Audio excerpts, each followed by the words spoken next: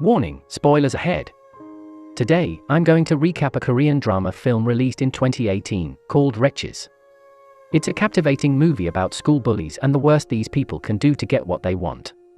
Can their victim fight back? Let's find out together. The movie begins with Sung-woo's uncanny plan to put pesticides in Yong-ju and Yang-hun's drinks. They both are the school bullies. Because of it, Yong-ju is hospitalized, but to his dismay, Yang-hun survives it because he spits the poison drink. Jae-young is a lanky teenager who is friends with Sung-woo. They both get bullied a lot by Yong-ju and its notorious squad in school. The poisoning incident is something Jae-young is aware Sung-woo did, yet he chose not to speak about it because he was the one who jokingly presented the idea to him. At that time, he did not know that Sung-woo takes the joke seriously. That day, a police officer arrived at school to investigate what happened. Meanwhile, Yang-hun orders Jae-young to buy him bread in the middle of the class in 3 minutes. Knowing what would happen if he resists, Jae-young immediately goes out, but the police officer and the principal catch him off guard. With that in mind, Jae-young reasons that he is going to the toilet. When the police officer and principal let him go, he hides behind a wall as the two approach his classroom to expel Sung-woo for what he did. As Jae-young hides behind the wall, he could not help but feel devastated upon the leave of his only friend at school. He knows it is for the betterment of Sung-woo, but he feels alone, somehow at the same time. Shortly after, Jae-young sprints to the comfort room because he notices the police officer going there. Once in the comfort room, the police officer talks about Sung-woo and his share of empathy against bullies. The police officer has a hunch that Jae-young knows something about the incident but chooses to shut his mouth. Apart from that, the police officer also makes him realize that bullies are not meant to be tolerated. Once Jae-young is back in the classroom, Yang-hun orders him bread in 3 minutes. Jae-young runs as fast as possible to the canteen without wasting time to buy the bread. Given that the bread has to undergo a microwave to heat up, Jae-young has no choice but to skip the process because 3 minutes is hard to beat. Luckily, he makes it on time, but the bread comes out cold since 3 minutes is not enough to microwave it. Mad about the bread, Yang-hun spits it out then smacks it on Jae-young. Concurrently, a friend of Yong-ju invites him to visit Yong-ju in the hospital, but Yang-hun refuses. He seems to be glad that Yong-ju is not around. He wants to replace him as the number one at the school. Later that night, Jae-young drops by a coffee shop where his crush, Yeri, is working. This sweet girl has a single loving mom who leaves her in the house to go to his sick sister in the hospital. So, she lives alone in the house. One day after school, Yang-hun and Sang-chul stop Jae-young at his after-school course place. They are stalking Bu-kyung, a famous local schoolgirl. Jae-young stares at her for a moment, and to his surprise, the girl looks exactly like Yeri. Yang-hun orders Jae-young to follow the girl and get her address. Unfortunately, Jae-young loses track of the girl and can't find her home because the thought of Yeri, who looks similar to the girl, distracts his mind. Afterward, Jae-young nervously tells Yang-hun about the bad news. But Yang-hun is in a terrible mood because his parents want to disown him. It somehow reflects his attitude since he did not receive much love from his parents. Nevertheless, manipulation and bullying are not acceptable to cope with family problems. Yang-hun and Sang-chul meet with Jae-young behind a PC cafe that night. Together, they threaten to hurt Jae-young with a cigarette burn if he fails to get the girl's address again. Shaking, Jae-young agrees to the plan. In the meantime, Jae-young tries to talk to his mom about his situation. He tells her that he wants to transfer, but his mom does not want to because of financial problems. Thereby, Jae-young has no choice but to accept his miserable life. It feels like he has no one to share his problems with, for his parents don't even listen. When the night falls, Jae-young continues to follow Bu-kyung until he succeeds in getting her address. However, that's not the end of Yang-hun's evil pursuit to get the girl. For Jae-young's second mission, he needs to figure out the door code to her house. As it happens, Jae-young is still overwhelmed that Bu-kyung looks like his crush, Yeri. When he comes by to the cafe where she works, he can't help but feel sorry for himself for doing all the dirty work for the bullies. This time, the absurdity is immensely disgusting that Jae-young does not want to do it anymore. Notwithstanding his perspective, he has no choice but to surrender to Yang-hun because he does not want to get hurt. Consequently, Jae-young tries to deceive Yang-hun and Sang-chul by taking pictures of his apartment's door code instead. When he shows the image to Yang-hun and Sang-chul, they disapprove and want a shred of concrete evidence. Simultaneously, they decide to aim for her panty. Later that day, Jae-young attempts to sneak into Boo-kyung's house to rob her panty. Unfortunately, Boo-kyung's parents come home, so Jae-young hides in a room and immediately leaves the house.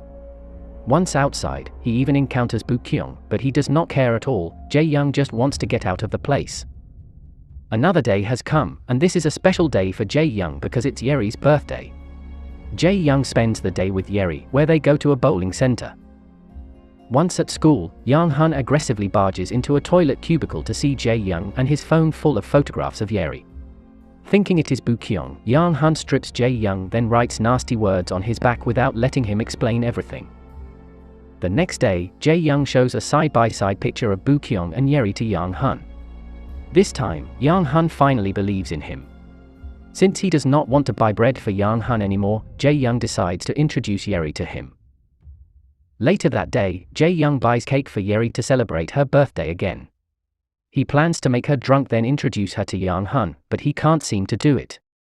Afterward, he postpones the meetup, which makes Young-hun furious. To compensate, he invites Young-hun to the cafe where Yeri works so he can see her personally.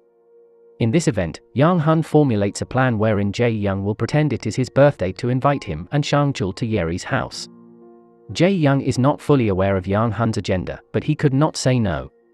Considering the plan, Jae-young goes to Yeri's house, where she invites him in. After that, Young-hun and Sang-chul arrive there to drink alcohol. Later on, Yeri enters her room, for she is already drunk and uneasy with these guys around. Shortly after, Young-hun and Sang-chul force Jae-young out to get the full advantage of Yeri. Sang-chul also goes out to prevent Jae-young from calling the police. As it occurs, this is the moment Jae-young fears to happen. Once Young-hun and Sang-chul leave Yeri's house, he comes in only to realize she is weeping so hard. It shattered Jae-young to pieces to hear Yeri like that, but he is too weak to do anything but clean the mess in her kitchen and leave her there. In pursuit of what happened, Jae-young tries to hurt Young-hun, but as expected, it's the other way around because Young-hun and Sang-chul kick him on the floor instead. Luckily, a teacher stops them, so he survives. Later on, Jae-young visits Yeri at the cafe, where he witnesses the trauma she experiences from the assault Young-hun did to her. Simultaneously, a co-worker tries to surprise Yeri, but because of the incident, she freaks out easily. It hurts Jae-young to see her like that, so he instantly leaves the place. When the night arrives, Young-hun and Sang-chul decide to assault Yeri again in her house. But instead of her, it's Yeri's mother who's in there. Seeing the two guys go to her house late that night, Yeri's mother can't help but cry on the floor, knowing her daughter is most probably molested. The next day, the police officer interrogates Jae-young about Yeri's case, but he does not tell the truth. On the other hand, Young-hun and Sang-chul see the incident and fear that Jae-young will tell the police officer what happened at Yeri's house. Concurrently, the police officer warns Jae-young about revenge and its consequences, but he chooses to ignore it. Since Jae-young did not tell the truth, Young-hun and Sang-chul plan to consider Jae-young as a friend this time. Jae-young even invites Young-hun to dinner with his parents to celebrate their friendship. But behind all of that, Jae-young has a plan to take revenge for Yeri and himself. At this point, Young-hun shows Jae-young a video of him assaulting Yeri on her bed. Jae-young can't even finish the video because he is extremely disturbed by the content. Considering the situation, Jae-young comes over to Sung-woo's new school to tell him about his situation. Talking with an old friend gives him the courage to execute his plan. The following day, while the class is on the field, Jae-young grabs the chance to use Young-hun's phone and get the video. Fortunately, he sends it on time then deletes the history before one of Young-hun's friends comes into the room to get his phone. Granted his success, he goes to the hospital to show Yong-ju, who is now recovering from the poison, the video. Yong-ju is also interested in Boo-kyung and is mad that Young-hun forcefully tasted her behind his back. This shows that Jae-young tries to make Yong-ju believe that the girl in the video was Boo-kyung to make him mad and pit him against Young-hun. Before anything bad happens to him, Jae-young treats Yeri to date in a park where he buys her a hair clip. He knows that no matter what he does, he can't erase the fact that he is the one who made the assault happen. As he bids her goodbye, tears start flowing from Jae-young's eyes at the sight of Yeri. That night, Jae-young sends the video to the police officer who agrees to meet with him. Later on, when he hangs out with Young-hun, he deliberately shows him that he has the video. Young-hun panics and is about to beat him. But Yong and his friend come and beat Young-hun instead. Jae-young watches Young-hun as he struggles to explain that the girl is not Bu-kyung but someone who looks similar to her. With a shear in his hand, Jae-young proceeds to his next plan of hurting Yong-ju in revenge for what he did to Sung-woo. He uses the shears to stab Yong-ju multiple times. Yong-ju becomes mad and beats the shit out of him. Even when the police come, he doesn't stop while his friend runs away. This becomes a good opportunity for Young-hun to run away too. However, Jae-young decides to follow him, for he is not done with his plan. When he corners Young-hun, Jae-young points the blade to Young-hun's throat. But he chickens out and points it to his own throat instead. He slit the side of his neck, which makes Young-hun scared, then runs away. Jae-young wants to kill himself, but an image of Yeri appears in front of him, making him stop. Unfortunately, Yong-ju's friend shows up and knocks him off with a hard rock. Blood flows from his head, but the police officer arrives in time to save him. The movie ends with Jae-young's dream of him and Yeri lying in a meadow, happy together. When he wakes up, he is on a hospital bed, alive and ready to face not only the world but the ones who made his life miserable, the wretches. Fear is temporary, but regret is forever. Therefore, I encourage you to face your fear and be determined to rise above it. Talk about it, because if you learn about your fear and gain a better understanding of it, you will never have to regret that you allowed it to fester and take control of your life. What do you think about the movie? What will you do if you are in Jae-young's shoes?